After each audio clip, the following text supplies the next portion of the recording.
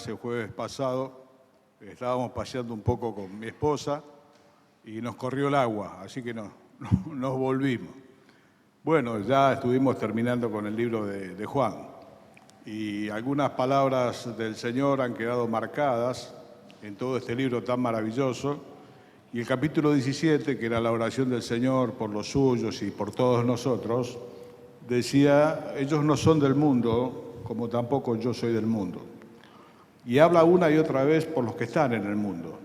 Y dice, no te pido que los quites del mundo, te pido que los guardes del mal.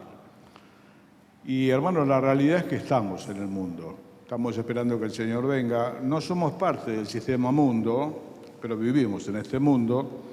Y yo creo que no es bueno estar ajenos, no nos podemos abstraer de la realidad que nos rodea. De hecho, el Señor Jesús no lo hizo. En alguna ocasión veía las multitudes. Dice que los veía como ovejas que no tenían pastor. El Señor siempre tuvo una mirada hacia afuera. El texto dice, de tal manera amó Dios al mundo. Obviamente que ama a la iglesia. El Señor ama a la iglesia, pero el Señor ama al mundo. A los que no le aman, como alguna vez muchos de nosotros le hemos dado la espalda y Dios nos amó siempre. Y esto me llevaba a pensar en algunas cosas que estábamos viendo por televisión en estos días. Se habla mucho del COVID, pero no es el único problema que tenemos, por lo menos en Argentina. En estos días, en estas horas, se está resolviendo si se ha de pagar la deuda que se ha contraído con organismos internacionales. Son sumas exorbitantes de dinero que el país hoy no dispone. Entonces están viendo si se va a cumplir con la obligación, si no se va a cumplir. Esto puede perjudicar más o menos la situación económica, que ya está complicada. La situación económica de Argentina está complicada hace muchísimos años. Los más jovencitos, tal vez les sea una novedad. Aquellos que ya tenemos algunos años, vemos que esta situación viene declinando cada vez más. Aquellos que conocen la Villa 31, que llega hasta la puerta de la estación de Retiro, cuando el micro sale tiene que doblar, ya llegó hasta ahí. Bueno, los primeros asentamientos fueron a mitad del siglo pasado, 1950, 45. Empezaron allí primeros asentamientos y hoy se transformó en algo, bueno, enorme. Creció el número de villas de emergencia, como se les llamó alguna vez, o villas miserias, respectivamente. ¿Qué son? Bueno, son esos asentamientos, algunos muy, muy precarios. Hay una que se llama Villa Cartón, y realmente está hecho eso con algunos cartones, algunas maderas, algunos plásticos. El índice de pobreza, al menos que arroja el INDEC, que es el organismo que hace distintas mediciones, nos habla de un 40% de la población. Y unos 50 millones aproximadamente que somos, hay unos 20 millones, según esta estadística, que están en el nivel de pobreza y debajo del nivel de pobreza. Lo cual trae acarreado con eso un montón de problemas que tienen que ver con el desarrollo de las personas, con la educación, con la alimentación, con sus estudios, un montón de problemas trae cada punto de pobreza. Ver esto y mirar para otro lado se hace un poco difícil. Algunos dirán, no podemos los cristianos salvar esta situación, ojalá pudiésemos hacerlo. ¿Qué es lo que podemos hacer? Dice la palabra de Dios que oremos por las autoridades que nos gobiernan, sean las que nos simpatizan o no nos simpatizan. Esto es un mandamiento que está escrito hace 2000 años. Los cristianos oramos por las autoridades que están en eminencia. Quiera Dios darles el temor de Dios. Argentina viene en esta situación desde hace muchísimos años. Y cuando yo escuchaba esto, me acordaba del relato que vamos a leer hoy en Primera Reyes 17. Argentina se le llamó, por la mitad del siglo pasado, el granero del mundo. Un país con los 4 climas muy bien marcados, con una geografía maravillosa, con río, con mar. Bueno, todo el mundo entero habla de lo que es el Cono Sur y las posibilidades a mitad del siglo pasado de haber sido una potencia mundial. Es un proyecto que naufragó, pero el país tiene todo lo necesario para hacerlo. Entre otras cosas, está vacío el país, 50 millones acá, en un país que Italia es 10 veces más chico que este país. El país está vacío. Cuando íbamos por la ruta con mi esposa en estos días, son kilómetros y kilómetros de vacío. Y quien viaja al sur, las rutas son más largas, está la ruta del desierto, son cientos de kilómetros y miles, el país está vacío. Yo pensaba cómo puede ser que un país con esta característica y las capacidades que realmente tienen los argentinos, ¿no? Que tenemos, yo soy argentino también, pero me refiero a toda esta mezcla de razas y demás, y cultura, nos ha dado mentes brillantes y tantas cosas más que tienen que ver con lo material. ¿Cómo puede ser que estemos, hermanos, en esta situación? Entonces recordaba este periodo en el pueblo de Israel, que es Primera Reyes 17, lo vamos buscando, que relata que este país que fue Israel, Dios lo diseñó para ser su pueblo. Y Dios pensó en su pueblo como cabeza y no como cola. Cuando Dios formó el pueblo, le dijo, yo te voy a poner por cabeza, no por cola. Vos vas a prestar y vos no vas a pedir prestado. Deuteronomio capítulo 28. Obviamente, si obedeces mis preceptos, esa prosperidad de Israel tenía cierto condicionamiento. Tenían que hacer aquellas cosas que Dios decía. Léanlo en casa, Proverbios 28, las bendiciones de la obediencia y las maldiciones de la desobediencia. En 1 Reyes 17 vamos a encontrar un país empobrecido más allá del 40%, al punto tal que ya no había que comer porque había una sequía que duró 3 años. En una cultura agrícola-ganadera, 3 años de sequía es el desastre. Es el desastre económico, no había industrias en esa época, todo se dependía del campo. ¿Y cómo puede ser entonces que este diseño de Dios, que está para ser cabeza, hoy es cola, y está en semejante pobreza? ¿Cómo puede ser que el granero del mundo hoy está inundado en muchas partes? Cuando alguien viaja a San Luis o a Mendoza, si va por la Ruta 7, se va a tener que desviar en un momento, porque hay una laguna que se llama La Picasa, que sigue creciendo, es un espejo de agua que crece, crece y crece, crece sin parar, y hermosas tierras fértiles del país están bajo agua hace muchísimos años. El dinero de las obras hidráulicas para sacar esa agua, se desvió 2 y 3 veces. Entonces, ¿cómo puede ser que tanto Argentina con este potencial e Israel en este tiempo de Primera Reyes 17, con este Dios de victoria, con este Dios poderoso, con este Dios que dice, el mío es el oro y mía es la plata, hoy está atravesando semejante hambruna? Bueno, hermanos, la única respuesta que hay para esto es el pecado de las naciones. Proverbios dice, la justicia engrandece la nación, la que sea. La justicia engrandece la nación. Y el pecado es afrenta de las naciones. No hay otra respuesta. No hay otra respuesta. Tanto Israel en su momento, que era la tierra que fluye leche y miel, esa es la descripción que Dios da. Nosotros el granero del mundo. Ellos, ¿qué tierra eligió Dios? Una tierra que fluye leche y miel. Cuando a veces vemos algunas imágenes de lo que es Irak, algunos países de allá, Irán, es un yermo. Ahí no crece nada, es un yermo. Dependen muchos del petróleo que hay bajo el suelo, pero no hay otras posibilidades.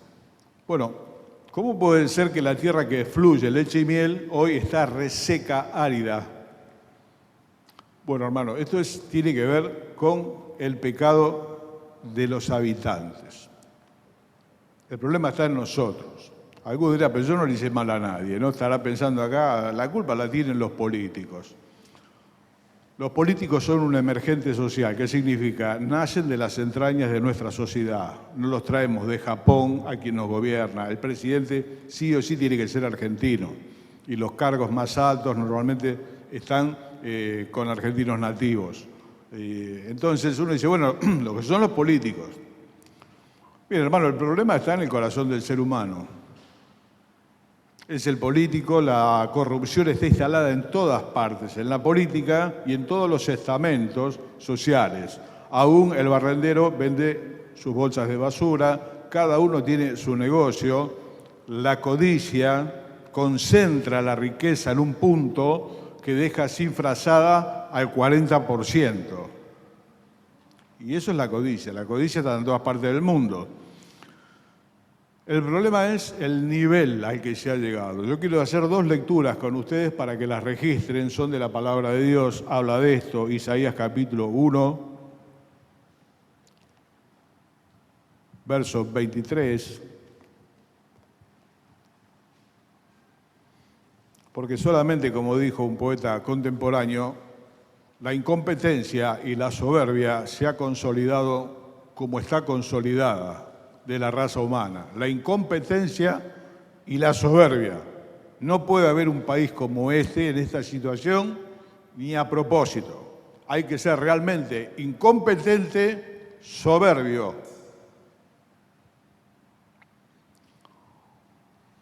Capítulo 1, versículo 23. Dice Dios de su tierra que fluye leche y miel. Tus príncipes, prevaricadores, compañeros de ladrones, todos aman el soborno y van tras las recompensas. No hacen justicia al huérfano, ni llega a ellos la causa de la viuda. Isaías capítulo 59, verso 14. Y el derecho se retiró, y la justicia se puso lejos, porque la verdad tropezó en la plaza, y la equidad no pudo venir, y la verdad fue detenida, y el que se apartó del mal fue puesto en prisión, y lo vio Jehová, y desagradó a sus ojos, porque pereció el derecho, la justicia. Este es el problema. Es el problema acá y es el problema en todas partes, es la corrupción. ¿Cuál es el problema en la Argentina? El nivel de corrupción tan alto, tan alto. Es asombroso. Pero no hay otro motivo que este. Por eso que cuando vamos al libro de Reyes, que vamos a leer hoy, Primera Reyes 17, vamos a ver acá algunas enseñanzas para nosotros. Porque si bien no somos del mundo, como dijo el Señor, qué ejemplo tan grande. No son del mundo como yo tampoco soy del mundo, como yo no soy del mundo. Bueno, Dios quiera que así sea, ¿no? Que no pertenezcamos a este sistema tan corrupto donde la palabra honor desapareció, naufragó hace un montón de tiempo. La lealtad, la palabra. Yo pertenezco a una generación que daba la palabra. Mi padre empeñaba su palabra y en esa época se hacían transacciones importantes con la palabra. Te doy mi palabra. Y eso valía mucho más que un documento. Esas cosas naufragaron junto con el respeto, junto con todo lo demás. Vivimos inmersos en esto. Y, hermano, no podemos nosotros mirar para otro lado. ¿Nos afecta la situación económica? Nos afecta, es verdad. Pero vamos a leer hoy de qué manera. Y vamos a tener claro bien cuál es el problema de nuestro país y del mundo, en gran manera. Es este. El problema de la hambruna es mundial, hermano. Hay cantidad de refugiados en el mundo. Crece el nivel de pobreza enormemente. La riqueza está concentrada en unas pocas familias, unos pocos grupos que tienen el manejo económico del mundo. La mayor parte del mundo está en pobreza. ¿Cuál es la razón? Esta. La justicia tropezó en la plaza, el derecho no pudo venir, se cortó. La codicia lo destruye todo. Primera Reyes 17, verso 1. Entonces Elías, el profeta Elías Tisbita, que era de los moradores de Galad, dijo al rey Acab, uno de los peores reyes que tuvo el pueblo de Israel, llenó de ídolos el pueblo de Israel. Los ídolos siempre traen pobreza. Todas las naciones que se han volcado a la idolatría, todas son pobres. Uno de los países más pobres del mundo es Haití, pero no hay país tan idólatra y donde se practique el ocultismo y la brujería tanto como en Haití. Es el país más pobre del mundo. Este rey era uno de los peores reyes que tuvo el pueblo de Israel, y a causa de la maldad del rey, que diría del político, y del pueblo, Dios trajo esta sequía. 3 años sin llover, en el campo. Desastre total, ¿no? Estábamos esperando el agua en estos días. Me decía Walter, si no llueve se pierde la cosecha. Había una sequía terrible. 3 años sin llover, una gota. Y le dijo, vive Jehová, Dios de Israel, en cuya presencia estoy, que no habrá lluvia ni rocío en estos años, sino por mi palabra. Vino a él palabra de Jehová diciendo, apártate de aquí y vuélvete al oriente, le dijo Dios al profeta, ¿no? Después de que le hizo esta declaración al político de turno, al presidente, al rey, que era un impío y el pueblo también, Dios le dice, apártate de aquí y vuélvete al oriente y escóndete en el arroyo de Querit, que está frente al Jordán, y beberás del arroyo. Y yo he mandado a los cuervos que te den allí de comer. Y él fue e hizo conforme a la palabra de Jehová, pues se fue y vivió junto al arroyo de Querit, que está al frente del Jordán. Y los cuervos le traían pan y carne por la mañana, y pan y carne por la tarde, y bebía del arroyo. El gran profeta de Dios, que era Elías, que cuando lo despidió su siervo Eliseo, que lo vio subir en carros de fuego, dijo, Padre mío, fuiste para Israel como un poderoso ejército. Elías, el hombre de Dios, valía por miles. Por la palabra de Elías, que fue de parte de Dios, se cerraron los cielos y se volvieron a abrir cuando Dios le dio la indicación y Elías oró y volvió a llover. Elías es el hombre que sobre el monte Carmelo, con 800 falsos profetas, los desafió para que el pueblo viese quién era Dios y quién era Baal. Y le dijo, como son muchos, empiecen ustedes. Y el Dios que responda por fuego, ese es Dios. Ese es Elías. Una autoridad espiritual. Después de este tiempo le dijo, díganle a Acab, aquí está Elías. Mamita, aquí está Elías. El siervo de Dios, que de parte de Dios cerró la canilla y la abrió 3 años después. Ese es Elías. Sin embargo, Elías está sufriendo también las consecuencias de la gran hambruna y la gran pobreza que la tierra que fluye leche y miel está atravesando. Por lo tanto, andate al arroyo de Querit, que está frente al Jordán. Quédate ahí, le dijo Dios. Entonces venían los cuervos y le traían pan y carne en la mañana y le traían pan y carne a la tarde. Los cuervos son carnívoros. Es un milagro que un cuervo tenga carne en la boca y se la traiga ya a un ser humano y que no se lo coma. Esto es todo un milagro. ¿Por qué te quiero decir esto? Porque aún los siervos de Dios y el pueblo de Dios sufrimos los avatares económicos de este país en el que vivimos. Con un 40%, que puede llegar a un 50%, hay que ver si es verdad que es 40 o es más, y hay mucho por hablar, pero bueno, esto no es un resumen político, pero los cristianos somos provistos por el Señor. Obviamente que la situación nos puede afectar, hay que achicar gastos a veces, algunas cosas, hay que amoldarse, pero para el profeta de Dios y más tarde para el pueblo de Dios había pan y carne, ¿cómo? Milagrosamente. A través de cuervos. Por eso que, hermanos, si mirás los noticieros y ves este pequeño análisis que hacíamos, que no tiene sentido hacerlo más largo porque ya lo conoces, y te atemorizás, no tengas temor, porque es posible que tengas que hacer algunos recortes en tu economía. Pablo decía, sé tener abundancia y sé tener escasez. Hoy leí uno de los tantos cartelitos que mandan por WhatsApp, ¿no? Y dice, miren que el que dijo, todos los reinos de este mundo te daré si postrado me adorares, no fue Jesús. A los que predican la teología de la prosperidad, que el cristiano siempre tiene que estar bien de plata y tiene que ser rico. Esas palabras las dijo el diablo al Señor.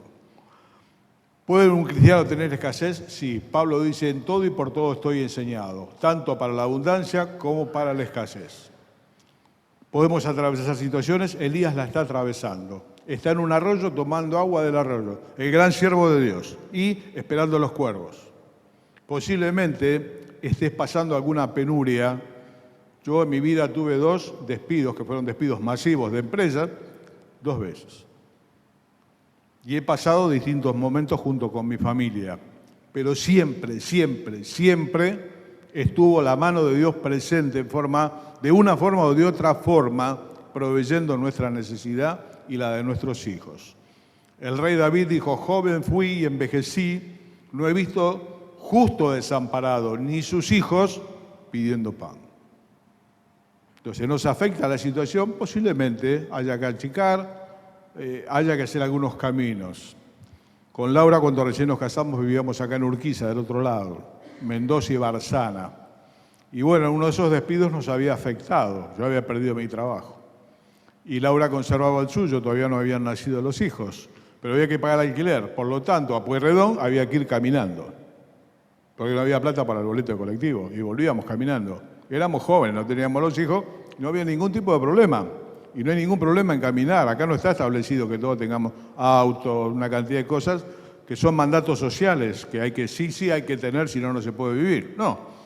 Así que hemos pasado distintas situaciones, ustedes tendrán en mente tales y cuales que han pasado también, pero ¿cuál es la verdad? La verdad es que la mano de Dios siempre ha estado allí, en tiempo y forma, como se dice, y que nosotros somos testigos, y que un gran siervo de Dios como Elías pasa esta situación. Todo bien. ¿Qué es lo que dice después? Verso 7. Pasado algunos días, se secó el arroyo, porque no había llovido sobre la tierra. Encima que está tomando agua del arroyo, ya empieza a venir con barro, porque no llueve. Vino luego a él palabra de Jehová, diciendo: levántate, vete a Sarepta de Sidón, y mora allí. He aquí yo he dado orden a una mujer viuda que te sustente. Entonces él se levantó y se fue a Sarepta, y cuando llegó a la puerta de la ciudad, he aquí una mujer viuda que estaba allí recogiendo leña, y él la llamó y le dijo: te ruego que me traigas un poco de agua en un vaso para que beba. Y yendo ella para traérsela, él la volvió a llamar y le dijo: te ruego que me traigas también un bocado de pan en tu mano. Y ella respondió: vive Jehová tu Dios, que no tengo pan cocido, solamente un puñado de harina tengo en la tinaja y un poco de aceite en una vasija, y ahora recogía 2 leños para entrar y prepararlo para mí y para mi hijo, para que lo comamos y nos dejemos morir. Tomamos dimensión de la situación, ¿no? Una hambruna extrema. Voy a buscar unos palitos, tengo un poquito de aceite, vamos a hacer un pan, lo vamos a comer y lo vamos a dejar morir, el último que hay. A esta mujer lo manda Dios al profeta. Le dijo el profeta Elías, verso 13, no tengas temor, ve, haz como has dicho, pero hazme a mí primero. De ello, una pequeña torta cocida debajo de la ceniza y tráemela. Y después harás para ti y para tu hijo. Porque Jehová, Dios de Israel, ha dicho así: la harina de la tinaja no escaseará, ni el aceite de la vasija disminuirá, hasta el día en que Jehová haga llover sobre la faz de la tierra. Entonces ella fue e hizo como le dijo Elías, y comió él, y ella y su casa muchos días. El profeta fue alimentado primero de una manera milagrosa por cuervos. Cuando se seca el arroyo, le dice: andá a Sarepta de Sidón, allí hay una mujer viuda. Era una viuda acaudalada. No, era una viuda que estaba ya por debajo de la línea de pobreza y de la indigencia, porque hoy hay 2 líneas más para abajo, ¿no? Está juntando una leña para hacer una tortita, comerla y dejarse morir. Ante esto le dice el profeta de Dios: hacé como has dicho, pero haceme a mí primero. Porque está escrito que no va a faltar la harina ni el aceite hasta que Dios haga llover. Ahora, hermano, vamos a ponernos en situación, ¿no? Porque esto uno lo lee acá y le dijo, así. Vamos en situación. Te hablo de los últimos 100 pesos o 50 pesos. Hemos escuchado historias de todos los colores en Pan de Vida, de todos los colores. Uno dice, pero ¿cómo no tiene 100 pesos? No tiene 100 pesos. Darse vuelta al bolsillo, nada por aquí, nada por allá, como dijo el mago, ¿no? Y criaturas para comer. y te queda ese poquito para tu familia. Y viene el siervo de Dios y te dice, sí, pero dame a mí primero. Mira, hermano, dar de por sí a los seres humanos nos cuesta. Dar cuando hay poco, cuando hay nada, nos cuesta muchísimo más. Y en el pueblo de Dios es que vamos aprendiendo la bendición de dar. Nacemos con el puño cerrado y esto es todo un ejercicio. La situación hoy es mala. Posiblemente estás haciendo piruetas para llegar a fin de mes. Posiblemente. Yo las he hecho en más de una ocasión. Nunca faltó. Es parte del plan de Dios. Dios lo permite. Pero haceme a mí primero, dijo. ¿Qué te quiero decir con esto? No hagamos de la ofrenda la variable de ajuste. ¿Qué es la variable de ajuste? Hoy se habla de hacer ajuste. Hay que hacer más ajuste. Los fondos internacionales dicen, Argentina tiene que hacer más ajuste. Bueno, ya nuestros jubilados ganan 30.000 pesos, que es la mínima.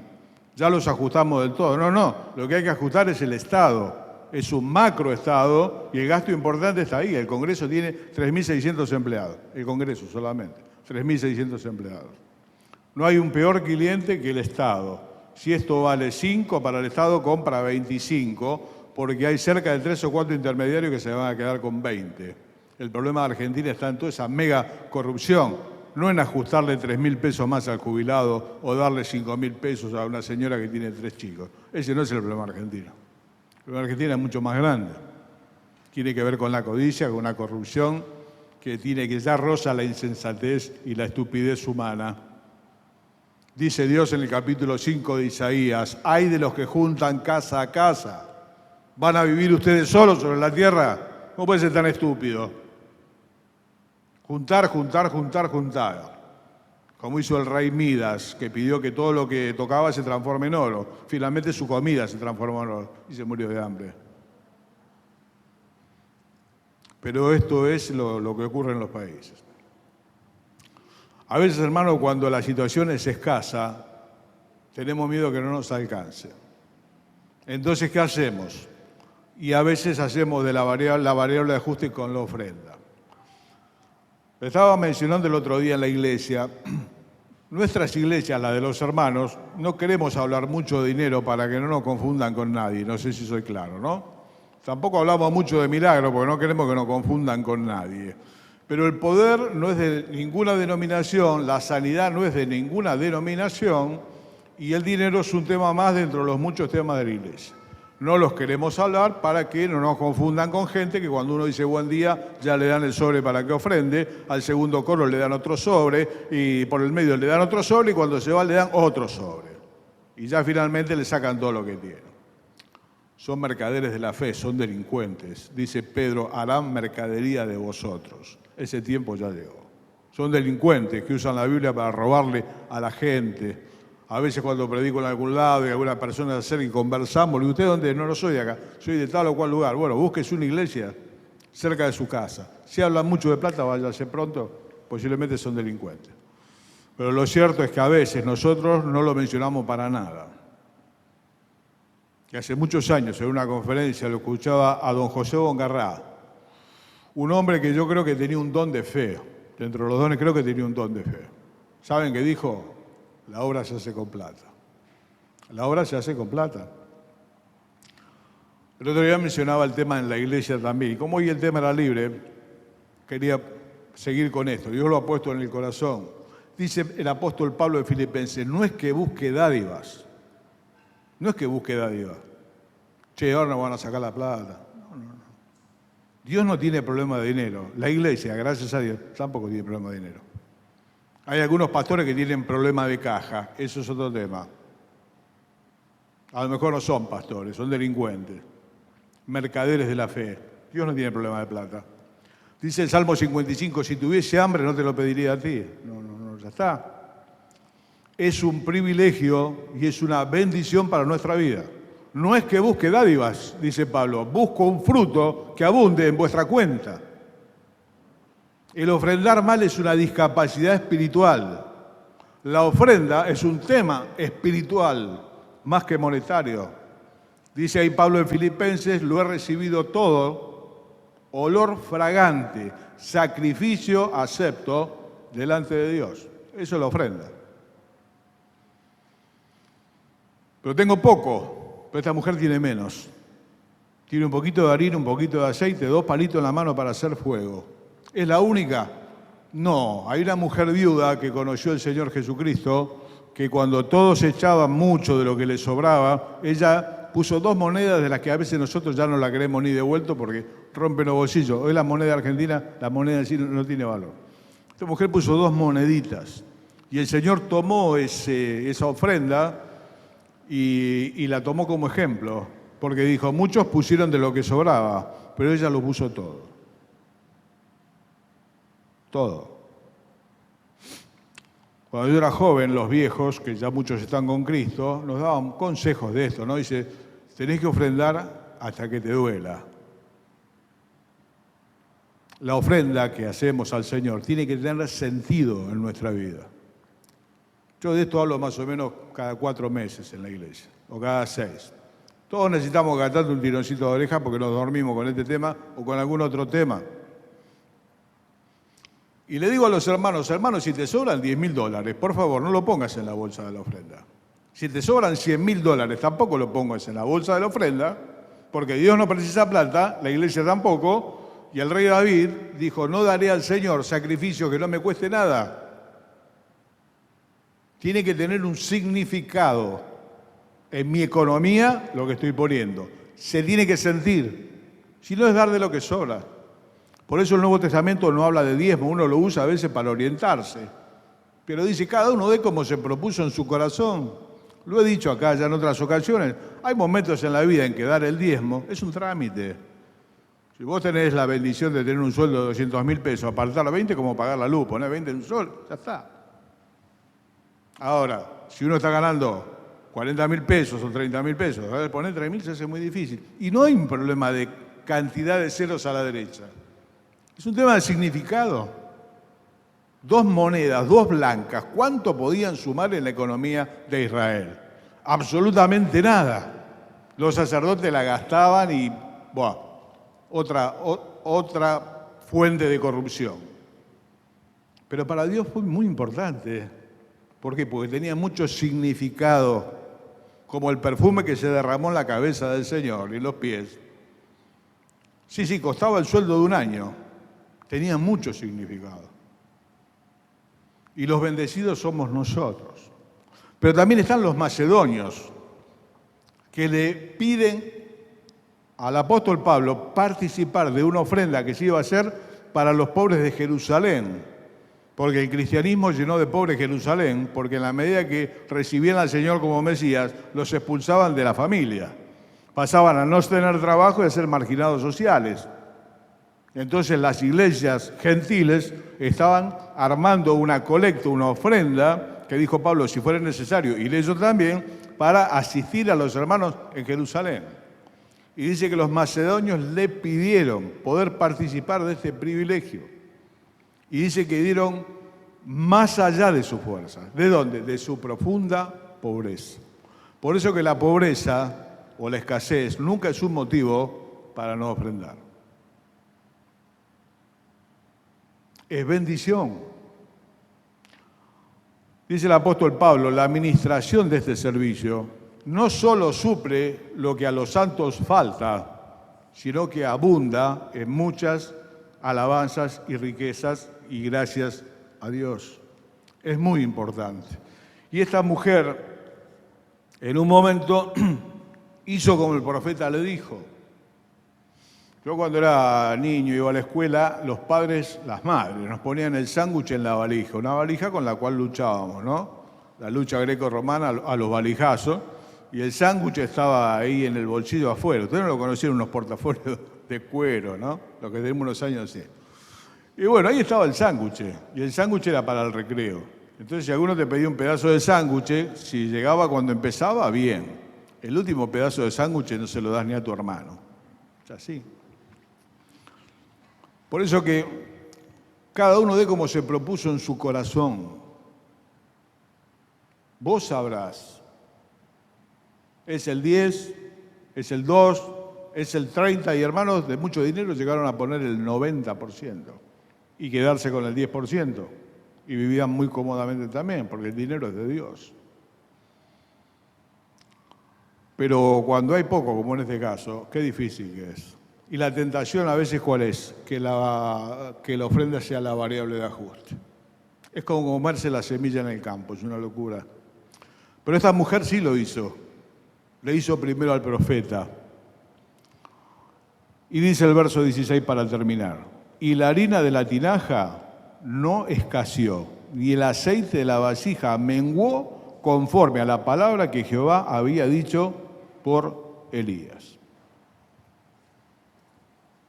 Milagro. Había un poquito de harina en la vasija, aceite, y resulta que salía, nunca se terminaba. Eso es algo solamente que Dios puede hacer, como la multiplicación de los panes y los peces. Los panes eran 5 panes y 2 peces. Sin embargo, comieron cerca de 10.000 personas. Por 3 años, ese poco de la vasija se fue renovando todo el tiempo. Ellos sacaban, siempre había. Y el aceite siempre estaba. ¿Qué es eso? Eso es un milagro. ¿Y qué pasa si en situación de estrechez yo hago para Dios primero? He propuesto en el corazón, solo o con mi esposa o como sea, apartar esto para el Señor. Y después vamos a ver. Por eso que no es bueno ofrendar a fin de mes. No te va a quedar nada por ofrendar si cobras mensualmente.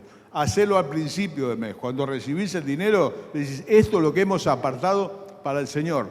Esto es lo que significa el Señor para mí, de alguna manera. Esta es mi gratitud por el Señor. A lo mejor son 2 monedas, no sé. O son muchos billetes, no sé. Lo que sí sé que el milagro, hermano, se produjo. En la vida del profeta, los cuervos de mañana y de tarde, pan y carne. Y de esta mujer que era parte del pueblo, nunca faltó la harina, nunca faltó el aceite. Aquellos que llevamos unos cuantos años testificamos para la gracia de Dios, para la gloria de Dios, que Dios ha sido siempre fiel. Que nunca faltó sobre la mesa y lo necesario nunca faltó. No he visto justo desamparado, ni su simiente que mendigue pan. Por eso, hermano mío, en este tiempo, no tengas temor, dijo el profeta, no tengas temor. Que no me alcance, no tengas temor. Y que me estoy por casar, no tengas temor. Pero voy a tener un hijo, no tengas temor. Pero mira que estoy construyendo, no tengas temor. Da como te propusiste en tu corazón y Dios va a hacer el milagro. Hermano, la gracia de Dios no solamente nos salva del infierno, la gracia de Dios multiplica 5 por 5 y le da de resultado 2.450.000, porque es Dios. ¿Cómo se explica lo de la tinaja? A ver que vengan los científicos. Vamos a mirar. ¿De dónde sale la harina? ¿Y dónde sale el aceite? Del cielo. Hermanos míos, amados, posiblemente tengamos que enfrentar en Argentina tiempos un poco más difíciles. No sé si se va a pagar mañana o no. No tengas temor. No tengas temor. Recordá, 1 Reyes 17, léelo en tu casa. Orá, meditá. La ofrenda es el termómetro espiritual de la vida. A veces uno dice, bueno, tiene mucho, va a ofrendar mucho, tiene poco, va a ofrendar poco. No tiene nada que ver. No tiene nada que ver. Tiene que ver con la condición espiritual.